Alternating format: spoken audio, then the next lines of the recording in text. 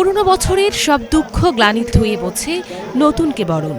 পানির ছটায় হাসি আর উচ্ছ্বাসে ভরে উঠেছে পাহাড়ের জনপদ। রঙিন আয়োজন, ধর্মীয় আচার আর মিলন মেলার আবহে বান্দরবনে শুরু হয়েছে মারমা সম্প্রদায়ের ঐতিহ্যবাহী মহাসাংগ্রাই পোয়ে উৎসব।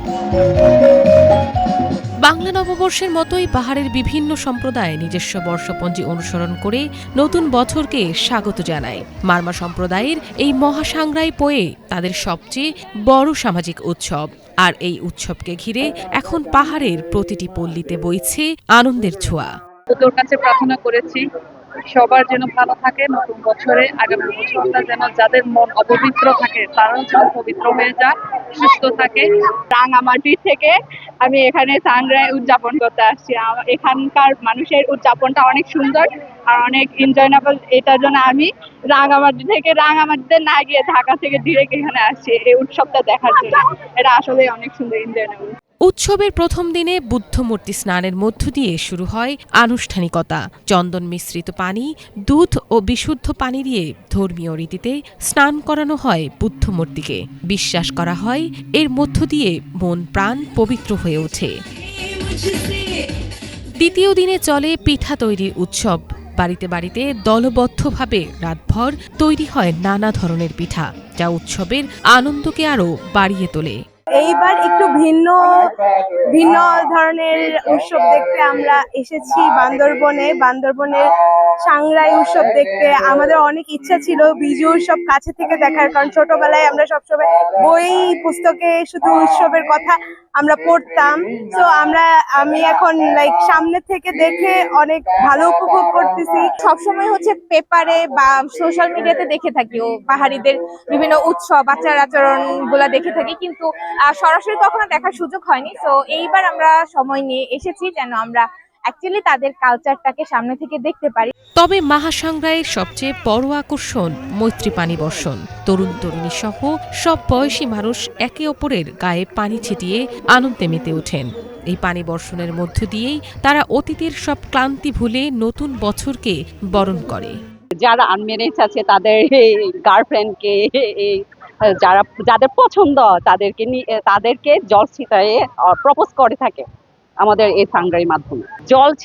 জল ছিটানো হয় কারণটা বিষয় হচ্ছে এই সাংগ্রাইয়ের প্রথম পহেলা বৈশাখ, আপনাদের বলে পহেলা বৈশাখ, আমাদের মধ্যে সাংগ্রাই, যার সুখ দুঃখ বিবেক ছোট বড় দুঃখ কষ্ট ভোলানোর জন্য আমরা মৈত্রীময় পানি বর্ষণ করে থাকি। আমরা প্রতি বছর সাংগ্রাই আসলে সাংগ্রাইয়ের প্রথম দিনে আমরা বুদ্ধমূর্তি স্নানের একটা আয়োজন করা হয়। এটি মূলত উজানিপাড়া নদীর ঘাটে ব্যবস্থাপনা করা হয়ে থাকে এবং এই ব্যবস্থাপনার সার্বিক দায়িত্বে চেতনা অ্যাসোসিয়েশন নামে একটা বান্দরবানে একটা সামাজিক সংগঠন আছে, তারাই মূলত এই ব্যবস্থাপনার সাথে জড়িত।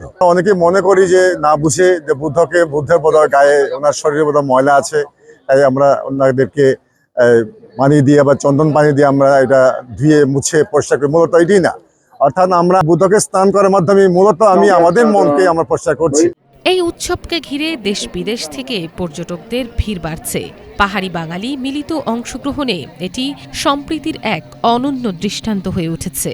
তারেক রহমান সাহেবের, আমাদের মাননীয় প্রধানমন্ত্রী ৩১ দফার মধ্যে যেটা বলেছেন রেনবো নেশন, আমি সেই রেনবো নেশন এখানে দেখতে পাচ্ছি। সেই রেনবো নেশন এখানে পাহাড়ি বাঙালি ধর্ম বর্ণ নির্বিশেষে আমরা সবাই রয়েছি।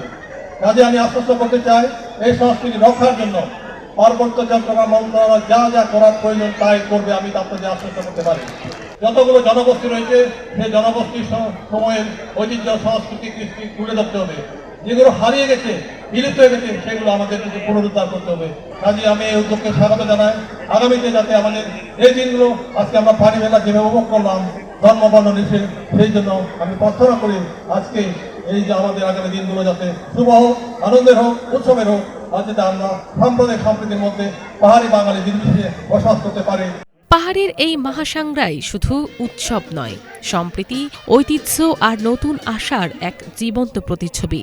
বর্ষবরণ হোক অসাম্প্রদায়িক চেতনার সেতুবন্ধন, পাহাড়ে ফিরে আসুক সুখ, শান্তি আর অনাবিল আনন্দ, এমনটাই প্রত্যাশা সবার।